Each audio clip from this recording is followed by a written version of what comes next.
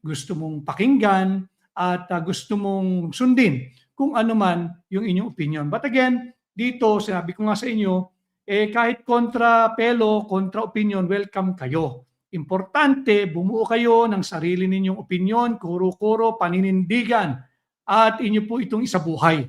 Hindi ko hinihingi na maging kapareho na sa akin, okay lang kahit magkakaiba. Yan naman ang tunay na diwa ng demokrasya. No? At Marivic Taborada, yes, I agree with you. Maraming salamat. Kailangan na tayo magsalangin. O yan, nagalit tuloy sa si Clubmore. O wag ka raw manood. Tama naman. O, maraming salamat. Si Pobre sa Amerika. May pobre ba sa Amerika? Bagay, marami rin naman doon. Oy, si Alan. Maraming salamat. Si Alan Balanggi ng One Bangsa. Maraming salamat sa iyo, Alan, sa pagsubaybay at pagnood. Maraming salamat. At maraming salamat din sa... Bakit ayaw matanggal nito? Ayun. Sensya na ho kayo, hindi tayo techie eh. Maraming salamat. From Dumaguete, may nanonood din from Dumaguete. Si Gerard Garcia Bandigan. Maraming salamat. Halos 6,000 live viewers po tayo ngayon. Kaya sagutin natin ito, si Ronald Glema.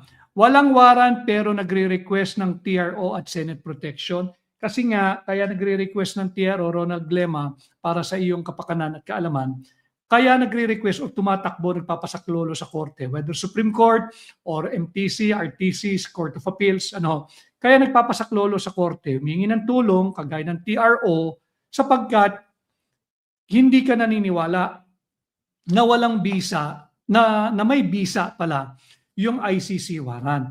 Hindi mo naman pwedeng ilagay ang batas sa iyong sariling kamay. Makakasuhan ka naman doon. Kaya tumatakbo ka asking for a judicial relief. And that is why, thank you for asking, dapat aktibo ng gumalaw ang Korte Suprema para maiwasan itong ganitong problema na hindi matitigil ito at magpapatuloy ito hanggat walang resolusyon yung mga nakabinbing kaso diyan sa Korte Suprema. No?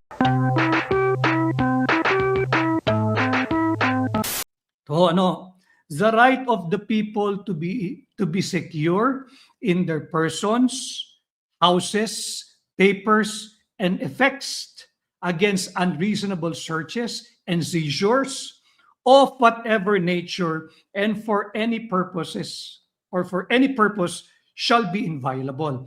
Skip ko na po yung iba ron. Ito yung maimportante. No warrant of arrest. Malinaw po yun ha. No warrant of arrest shall issue except upon probable cause to be determined personally. Nino? Ng ICC ba? Ng NBI ba? Ng PNP ba? Ng isang sibilyan na may hawak-hawak na warrant na nagtatangkang iserve ang warrant ba? Hindi ho. You just have to go back and visit Article 3, Section 2 of the Constitution. Ano pong sinasabi? And no warrant of arrest shall issue except upon probable cause to be determined personally by the judge. Judge, hindi po pulis, hindi po militar, hindi po NBI, hindi po yung mga traidor na kapwa natin Pilipino. Malinaw po ito by the judge after examination under oath or affirmation of the complainant and the witnesses that he or she may produce. Malinaw po yun. Napakalinaw po ng ating saligang batas doon. Kaya itong sinisikap nilang ipilit na iserve na warrant daw umano ng ICC, hindi po ito papasa doon sa fundamental requirement that a foreign warrant to be able to acquire authority, validity, and legitimacy, it must strictly comply with the mandatory constitutional requirement. And what is this constitutional mandatory constitutional requirement? You just have to go to Article 3, Section 2. Malinaw po dito. No warrant of arrest shall issue. Hindi raw po pwede at walang warrant of arrest ang may ilalabas maliban na lamang kung ito ay na-examine, napag-aralan, nasuri, nabasa mismo ng isang hukom, lokal na hukom, MTC, RTC, Court of Appeal, Supreme Court, halimbawa, upon probable cause to be determined personally, personal determination of the probable cause, whether it exists or not, to warrant the issuance of an arrest warrant. No, ito pong ICC, wala pong basihan yan. Pag binangga mo yung lahat ng justification, pati yung akala mong dating matatalinong mga journalista na ngayon para silang tulirot litong-lito kuno, bakit daw hindi pwedeng iserve ang ICC? Samantalang pag gusto nila yung ginagawa o gusto po nila yung topic, alam na alam nila. Ito very fundamental. Unwarranted warrant. Unwarranted warrant of arrest. Why? It is unconstitutional. We are not pushing, we are not advocating anything here, but the respect for our Constitution, we have to uphold. We have to defend. We have to respect our Constitution. Nakakahiya na tayo sa ibang bansa. Nagiging sunod-sunuran tayo. Alam po ninyo yung floor mat. Yung floor mat. Yung nasa bahay ninyo, nasa inyong banyo, nasa inyong garahe. Floor mat. Ano pong nakalagay doon? Di ba usual nakalagay dyan? Welcome. Pero yung welcome na yun, tatapakan mo. Papahira mo ng putik, papagpaga mo ng alikabok, kakaskarin mo yung sapatos mo bago ka humakbang at pumasok sa tahanan ng ibang tao. Nagiging floor mat na tayo, tinatapak-tapakan na tayo, hinuyurakan tayo, dinudumihan tayo, dinudungisan tayo. Yun po yung ating ipinaglalaban dito. Yun po rin ang hinihingi ng hakbang ng maisog. Yung transparency, accountability, peace, and security. And that goes without saying, yung ating dignidad bilang Pilipino. Dignidad bilang isang bansa, isang bansang Pilipinas, at ang ating dignidad bilang Pilipino na nagmumula sa isang dakilang lahi. Yun ang ating inilalaban dito. Ano ho? Kaya itong ICC warrant, it should be treated as an unwarranted warrant. Again, marami pong salamat sa 3,000 mahigit na live viewers po natin at sana ho ay patuloy kayong mag-engage, mag-like, mag-react, mag-comment at sana po yung mag-share yung nasa YouTube at yung nasa Facebook at patuloy po kayong mag-subscribe at mag-follow. So pag inyong tiningnan, unwarranted warrant sapagkat labag sa ating saligang batas, itong ipinipilit ng administrasyon ni Bongbong Marcos na isilbi, pwersahan itong unwarranted warrant ng ICC. Again, unwarranted warrant because hindi po ito mahigpit na tumutupad at sumusunod doon sa alituntunin o batayan na iginuhit, isinulat, nakatakda at may garansya sa ating saligang batas. You have to take a look at Section 2 of Article 3. Ulitin ko ho, yung patungkol po, yung karapatan ng bawat tao na maging ligtas sa ating pamamahay, sa ating gamit, sa ating mga dokumento, sa ating pagkatao. At hindi po pwedeng makapag-issue ng warrant of arrest ang sino man nang hindi po ito dumadaan. Saan? Sa local courts. Malinaw Sino hong nagsabi? Si Attorney Vic Rodriguez po ba? Oo. Anong basihan niya? Yung ating saligang batas. Article 3, Section 2. Malinaw po dyan. No search warrant or warrant of arrest shall issue except upon probable cause to be determined personally by the judge upon examination, under oath or affirmation of the complainant and the witnesses he may produce. So local court lamang ang maaring mag-issue ng warrant. Now, in the case of Senator Bato de la Rosa, hindi siya pwedeng kaladkarin palabas ng Senado at sasabihin na ito raw po ay in the guise of enforcing a warrant. Invalid nga yung warrant eh. Invalid yung warrant hanggat hindi inaaksyonan ng Korte Suprema yung mga nakabinbin na petisyon sa kanila sa kasalukuyan. Yun ho nangyayaring problema. Nagkakaroon tayo ng crisis because it's taking some time already for the Supreme Court to act on the many pending petitions before them. And yung marami pong yan, it dates as far back as March 11, 2025. Isang taong mahigit na po ang lumipas. And with due respect to our honorable members of the Supreme Court, sana naman nakikita natin, nagkaroon na ng Senate siege. Sinugod na ang Senado habang nagsesesyon. Co-equal branch siya ng executive at ng judiciary. Sana naman panahon na, hinog na, aksyonan ninyo. Nang sa ganoon, kung sasabihin ninyong may karapatan ng ICC at iserve ang warrant ng ICC, tapos ang usapan. Kung sasabihin naman ninyo na walang karapatan, walang personalidad, walang jurisdiction ng ICC, dapat itong idaan muna sa local court, tapos na rin ang usapan. Matitigil na ang abusong ginagawa ng kasalukuyang administrasyon. But until and unless the Supreme Court will actively engage dito sa nangyayari ngayon sa ating bansa, hindi po matatapos ang problemang ito. Speaking of, May 15, 2026, Biyernes, araw ng sahod sa ilan nating mga kababayan.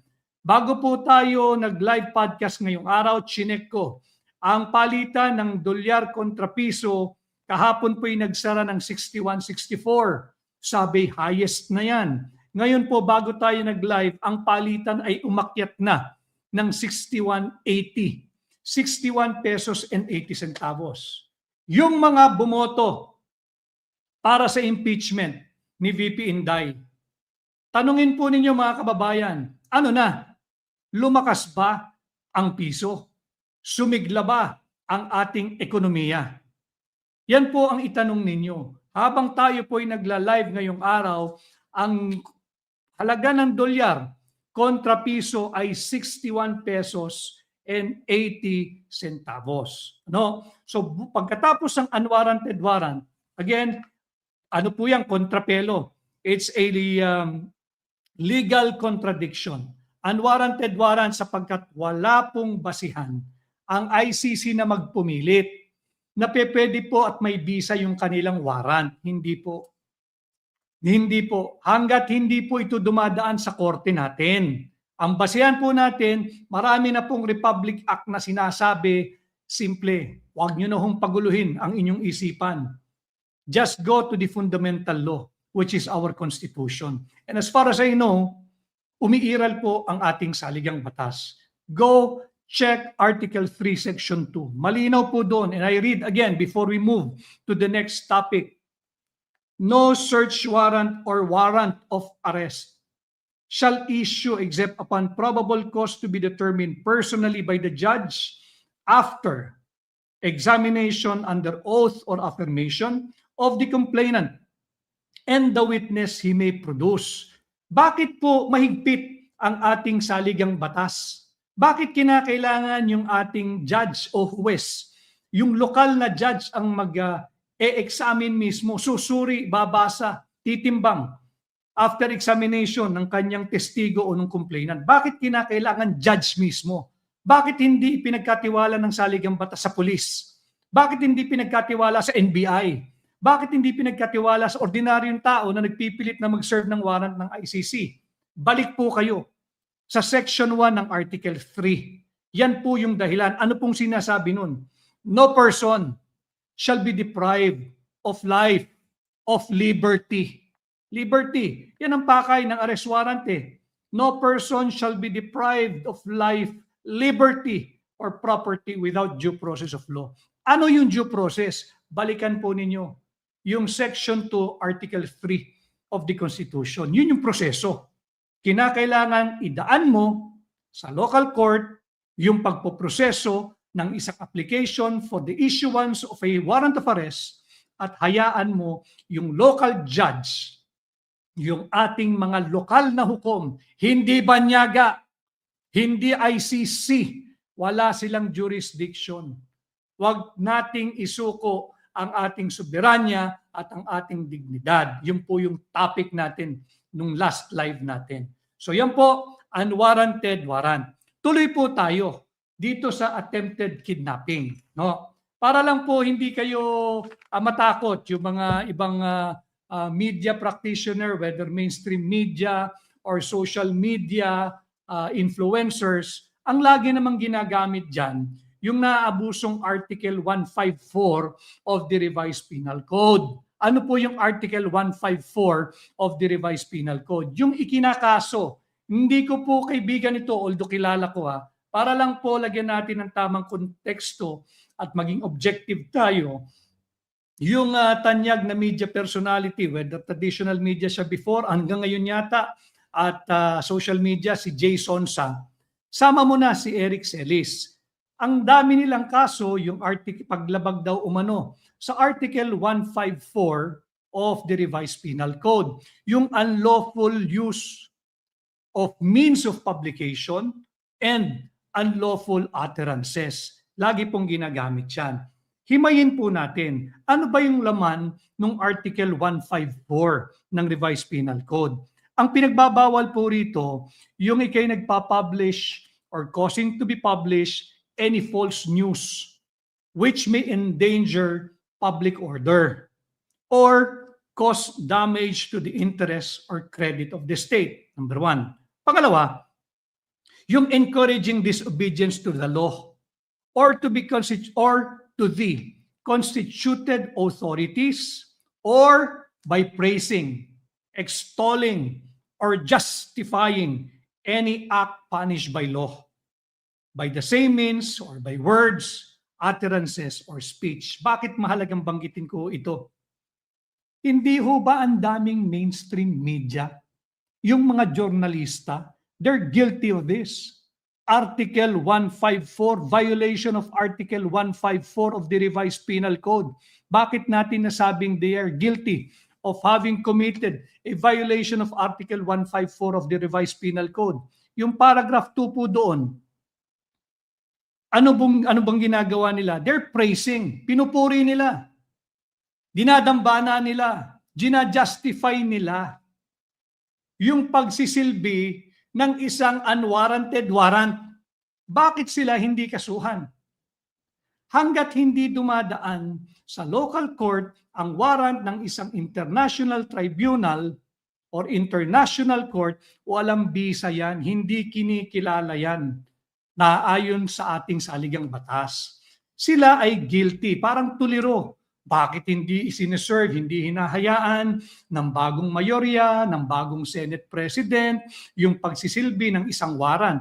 Kasi naiintindihan ng isa kong kapwa-abogado at ngayon Senate President, si Senador Alan Peter Cayetano, na walang jurisdiction ang foreign tribunal or foreign court to enforce their warrant sa sino mang Pilipino. Alam niya yung batas. Ang sinasabi niya, run it through the local courts. Sinabi rin niya, malinaw, kung sasabihin ng local court na may jurisdiction ang warrant ng ICC, wala tayong magagawa sapagkat maaari ka namang kasuhan ng obstruction of justice pag pinigil mo. Pero hanggat walang desisyon ang Korte Suprema, babalik at babalik tayo na yung ICC warrant na yan ay isang uri ng unwarranted warrant. Walang bisa. It failed to strictly comply and satisfy the mandatory constitutional requirement or limitation. And what is that strict constitutional mandatory limitation? Puntahan po ninyo yung Article 3, Section 2. Uulit-ulitin ko sapagkat mahigit na po tayong 4,000 ngayon na live viewers. Ulitin ko, ang basihan ng ating sinasabing bakit ito'y isang unwarranted warrant. Bakit walang bisa? Ang warrant na pinipilit iserve sa isang kapwa natin Pilipino, tanggalin mo na siya isang personalidad, na isa siyang dating chief PNP, siya kasalukuyang senador, hindi o. At the end of the day, katulad niyo siya, katulad niya ako, katulad na tayong lahat Pilipino. Hindi mo dapat pahipuan o mapahipo man ng kahit na sinong banyaga ang Pilipino at persahang dakpin. Bakit? Unconstitutional nga ho eh. Basihan natin sa Article 3, Section 2. Malino po yan. Basahin ko ulit ha. No warrant of arrest shall issue except upon probable cause to be determined personally by the judge after examination under oath or affirmation of the complainant and the witnesses he may produce. Tanging judge lamang ang maaaring magsabi kung nararapat bang bigyan ng lokal na warrant at bigyang daan ang banyagang warrant tulad ng ICC. Ngayon, malinaw sa ating konstitusyon na bawal yan. Maraming practitioner, lalo na ang mainstream media, na kanilang pinupuri, ginajustify, dinadambana, dinodiyos, sumasampalataya sa ICC at ang kanilang warrant. Sinasabi dapat iserve ang warrant laban sa isang senador. Hindi ba't ya'y malinaw na paglabag sa Article 154 ng ating Revised Penal Code? Yung iyong pinupuri, yung iyong dinadambana, yung iyong dinodiyos, yung iyong pinagbubunyi, pinagdidiwang, ginajustify mo yung isang aksyon o kaganapan na punishable by law. Hindi mo maaaring ipilit ang isang bagay na unconstitutional. Ang tanong ko lamang, bakit pagka ikaw ay nagsasabi ng totoo at katotohanan at minumulat pilit ang mata ng ating mga kababayan sa kalabisan ng gobyerno, nakakasuhan ka agad ng paglabag ng Article 154 of the Revised Penal Code. Bakit? Yung mga kilalang journalista na miyembro ng mainstream media, tinutulak nila, inuudyukan nila ang ating NBI, ang ating CIDG, ang ating PNP na iserve ang isang invalid or unwarranted warrant. Di ba't malinaw na paglabag yan sa Article 154 ng ating Revised Penal Code? Ngayon, tungo po tayo dito sa attempted kidnapping. Nakita ng lahat ng Pilipino, televised eh. Yung attempted kidnapping, televised. Bakit po attempted kidnapping? Ano po ba yung sinasabi ng ating Revised Penal Code? Attempted kidnapping sa Article 267 po yan ng Revised Penal Code. Pero bago po tayo tumungo dyan, nais ko lamang tumugon doon sa tanong ni Ames David. Kahapon ho ay meron akong posting at malinaw po doon sa aking pinost kahapon. Basahin ko po uli para lang po alam ninyo ha. Ang aking naging pahayag kahapon, walang kinalaman at inosente ang hepe ng NBI OCTD. Meaning, hindi po yung hepe ng NBI. Alam ho ninyo, maging mapanuri muna kayo, basahin muna ninyo. Iba po yung hepe ng NBI, iba po yung hepe ng National Bureau of Investigation, Organized Crime and Transnational Division. Yun po yung sinasabi ko, yung hepe po nun. Yung kinikilala sa tumutugon at lumilingon sa tawag na Attorney Jerome Bomediano. Wala po siya doon sa pinangyarihan ng pag-atake o siege diyan sa Senate. Ang sinasabi ko po, walang alam at inosente yung hepe ng NBI, Organized and Transnational Crime Division, NBI OTCD. Walang kinalaman ang hepe ng NBI, Organized and Transnational Crime Division na lumilingon sa pangalang Attorney Jerome Bomediano. Bakit po tayo nag-post ng ganon? Kagaya ko ng sinasabi ko, ang aking pong layunin ay maiangat ang antas ng pampublikong diskurso. Madagdagan ang inyong kaalaman at kamulatan. At hindi ho kinakailangan popular ang ating pag-uusapan dito, ang aking paninindigan, basta't doon tayo sa tama. Kaya ako po linahad yun, sapagkat meron ding lumabas noong Wednesday night, Friday na ho ngayon eh. Yung iba Wednesday night, merong isang senador nagsasabi, nakusahan niya diretsyo, hayagan, na si Bongbong Marcos daw ang nag-utos mismo sa mga elemento ng NBI na dakpin at isilbi yung unwarranted warrant laban kay Senador Bato de la Rosa. Kahit pang sinong masaktan, wala siyang pakialam isilbi yung unwarranted warrant. Wednesday night. The following morning, may lumabas na papel, nagsisirculate sa social media, merong isang liham address kay Bongbong Marcos asking for the relief or essentially preventive suspension of 3 personalities in the NBI. Particular lang po tayo dito sa hepe ng Anti-Organized and Transnational Crime Division na si Attorney Jerome Bumediano. Kilala ko po kasi siyang personal. Isa po ito sa mga performing member ng National Bureau of Investigation. And I asked him, kamusta ka? Mukhang naiipit ka sa sitwasyong ito. Kaya ko lang po ilalabas ito bilang tugon sa tanong ni Ames David.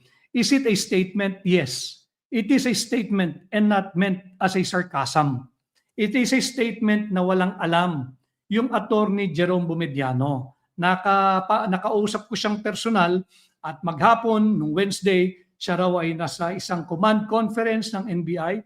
He was never near GSIS building or the Senate at wala siyang inutos na magsilbi ng arrest warrant laban kay Senador Bato. Linalagay lang po natin to be fair to everyone.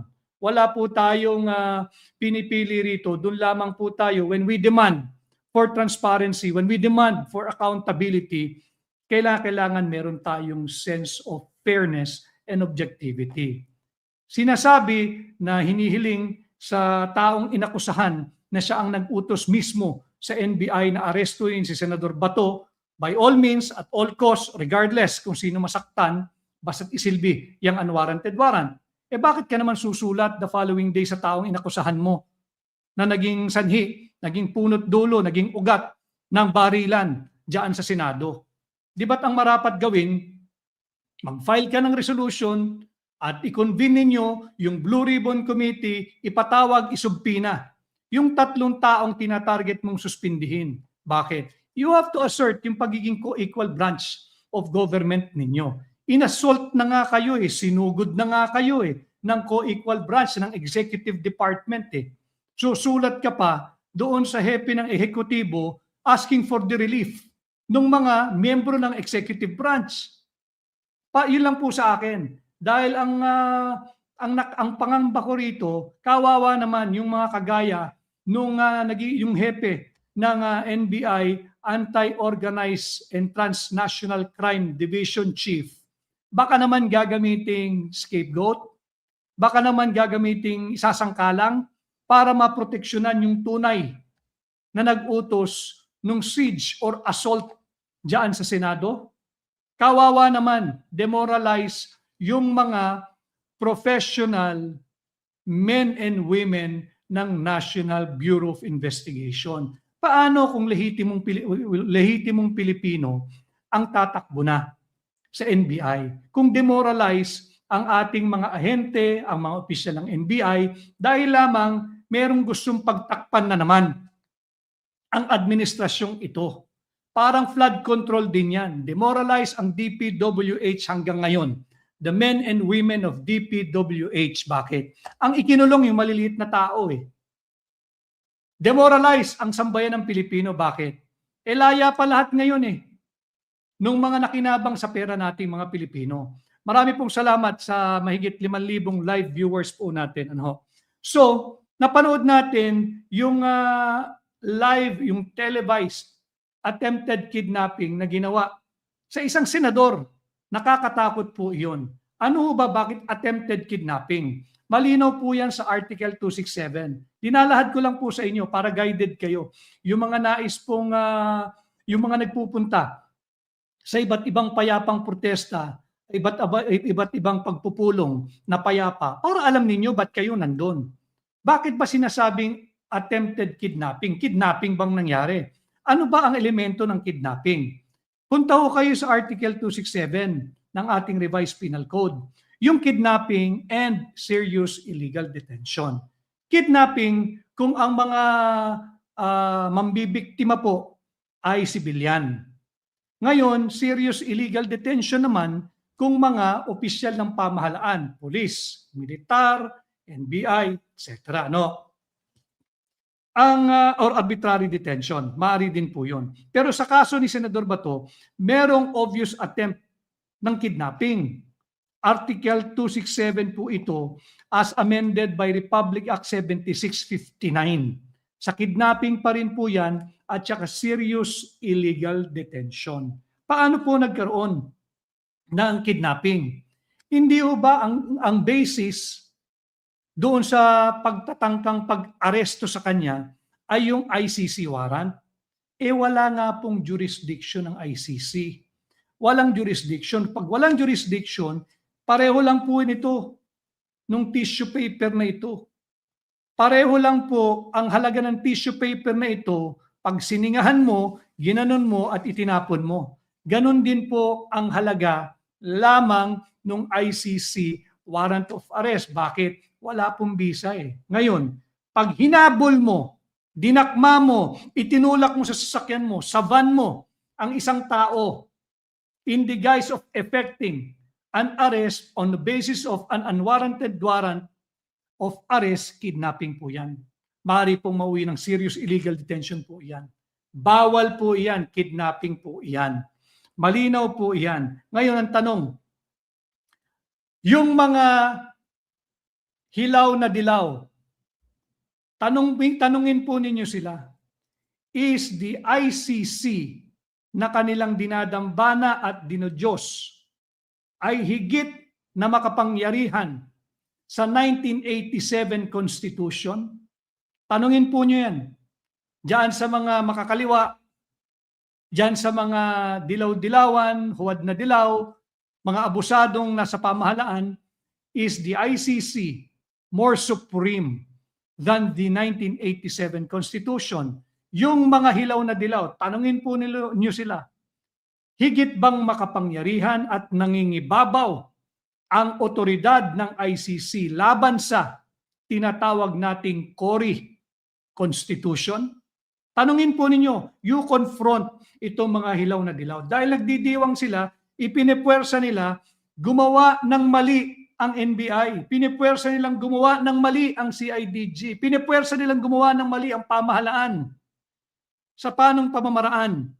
Sa pamimwersa nila na iserve ang isang unwarranted warrant. Wala nga pong bisa yung warrant na yan. Nandyan po yan sa Article 3, Section 2 of our Constitution. Malinaw po iyan. Tanong, kung meron talagang warrant ang ICC, bakit hindi isumite sa lokal na korte? If they're very confident na mananaig ang bisa ng ICC warrant, bakit kinakailangang madaliin? Na kahit baluktutin mo na, pati ang ating saligang batas ay kanilang gagawin, masunod lamang ang dikta nang wala na sa lugar at baluktot na paninindigan na ng mga nasa pamahalaan. Bakit hindi isumiti? Sa lokal na korte, itong pinagyayabang pinagmamalaking ICC warrant, no? Para lang po alam nila na talagang kung may warrant, ipakita ninyo. Bakit? Karapatan din po natin yon.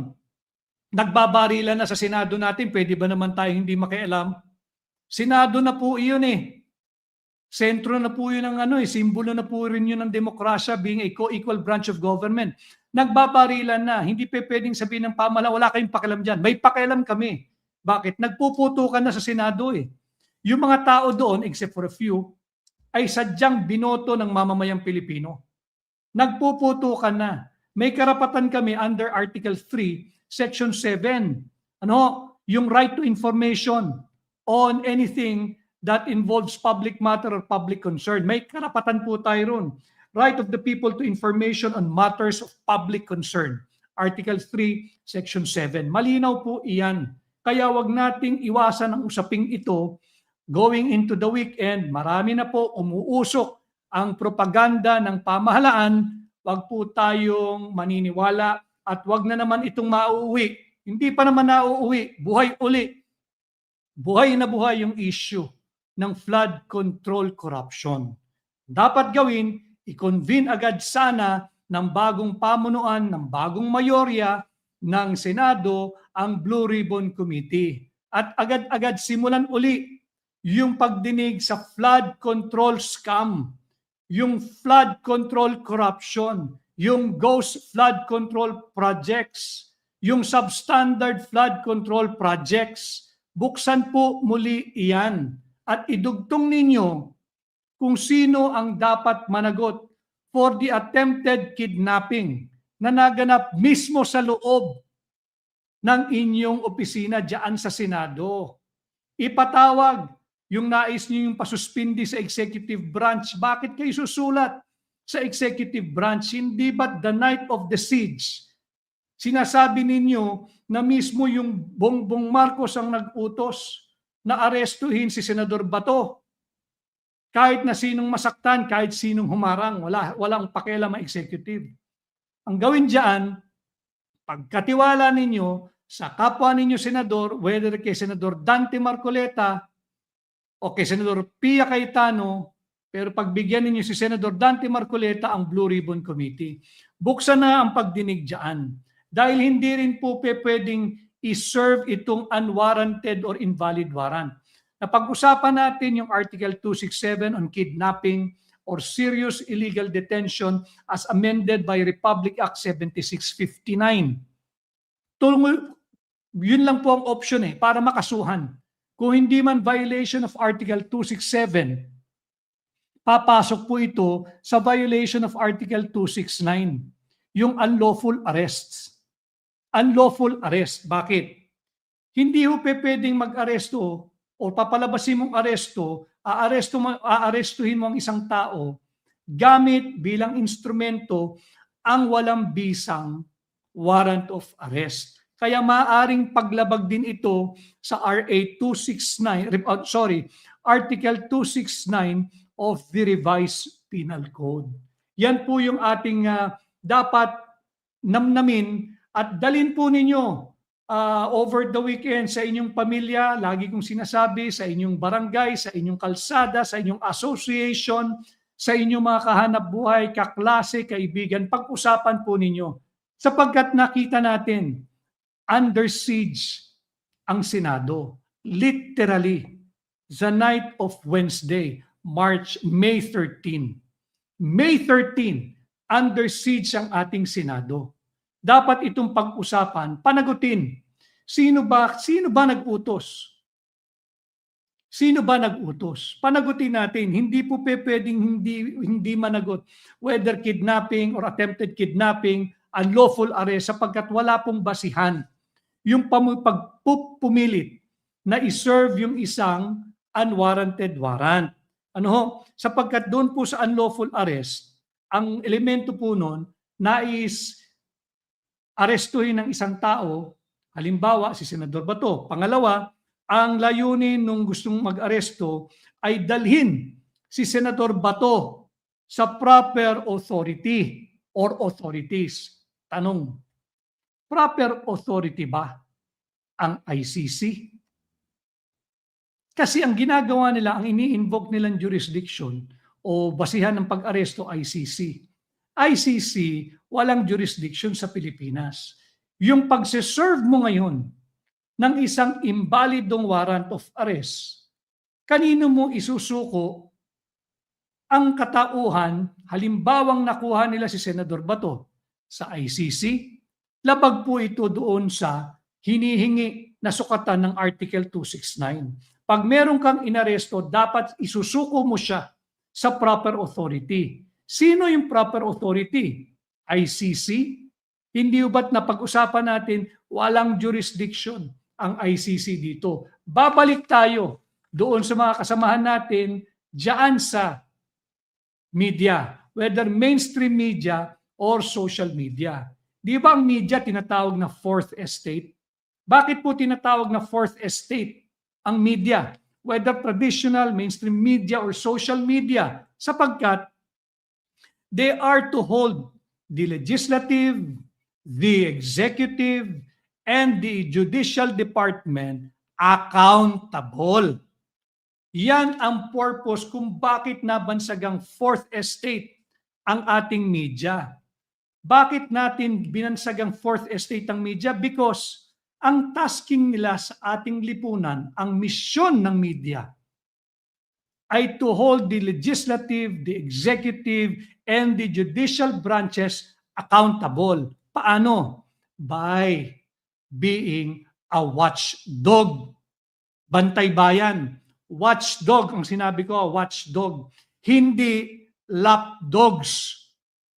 Kaya nasisira yung traditional na pagkilala. Pareho na po ito, mainstream media at traditional media at social media. Fourth estate.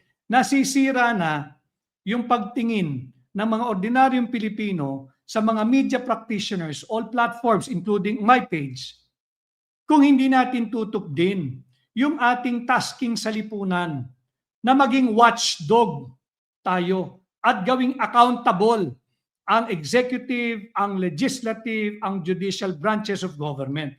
Maging watchdog, hindi maging lapdog. Malinaw yun. Hindi para maging propagandists ng pamahalaan or ng administrasyon. Malinaw po yan. Hindi tayo dapat maging propagandist ni naman. Yan po yung ating pinag-uusapan ngayon upang maging malinaw papunta sa weekend dahil baka tabunan na naman ng kung ano-anong propaganda, maling impormasyon at fake news. May pananagutan dito sa ginawang attempted kidnapping. Dapat i-identify. Yan ba'y organic member ng NBI? Kung sino man, kasi may lumalabas na volunteer. Volunteer lamang daw yung nagtungo doon. Nakita naman natin ang daming video feeds na lumalabas, naka-jacket ng NBI, may vest ng NBI, naka-t-shirt ng NBI. Volunteer ba yan? And regardless whether they are volunteer or not, they should be made to account dito sa malinaw na ginagawa nila na attempted kidnapping. Unless the Supreme Court will rule on the validity and the effectivity ng ICC warrant in any part of our country against any Filipino citizen, invalid yung warrant na yan, unwarranted warrant yan. No?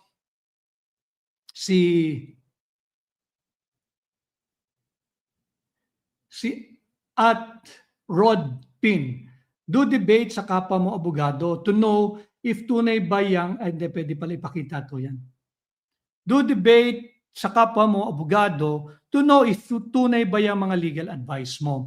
I am not asking you to believe me, and you're not even supposed to be here if you do not believe me.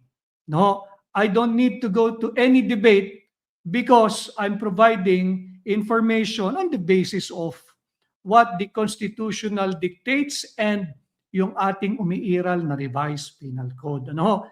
Punta ka doon sa platform kay @rodpin, punta ka sa platform na gusto mong panurin, gusto mong pakinggan, at gusto mong sundin kung ano man yung inyong opinion. But again, dito, sinabi ko nga sa inyo, kahit kontra pelo, kontra opinion, welcome kayo. Importante, bumuo kayo ng sarili ninyong opinion, kuro-kuro, paninindigan, at inyo po itong isabuhay.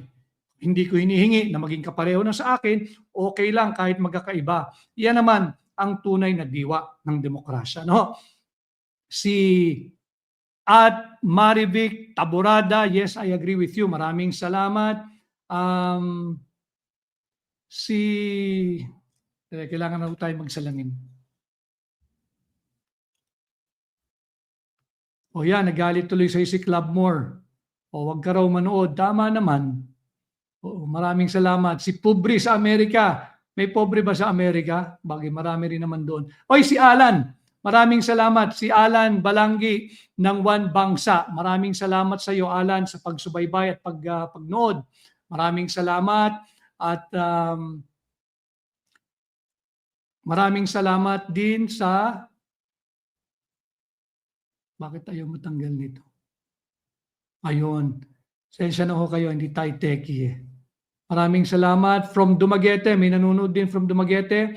Si Gerard Garcia Bandigan. Maraming salamat. Halos 6,000 live viewers po tayo ngayon. Kay sagutin natin ito, si Ronald Glema. Walang warrant pero nagre-request ng TRO at Senate protection. Kasi nga, kaya nagre-request ng TRO, Ronald Glema, para sa iyong kapakanan at kaalaman, kaya nagre-request o tumatakbo, nagpapasaklolo sa korte, whether Supreme Court or MTC, RTC, Court of Appeals, kaya nagpapasaklolo sa korte, humingi ng tulong, kagaya ng TRO, sapagkat hindi ka naniniwala na walang bisa, na may bisa pala yung ICC warrant. Hindi mo naman pwedeng ilagay ang batas sa iyong sariling kamay. Makakasuhan ka naman doon. Kaya tumatakbo ka asking for a judicial relief. And that is why, thank you for asking, dapat aktibo ng gumalaw ang Korte Suprema para maiwasan itong ganitong problema na hindi matitigil ito at magpapatuloy ito hanggat walang resolusyon yung mga nakabinbing kaso diyan sa Korte Suprema.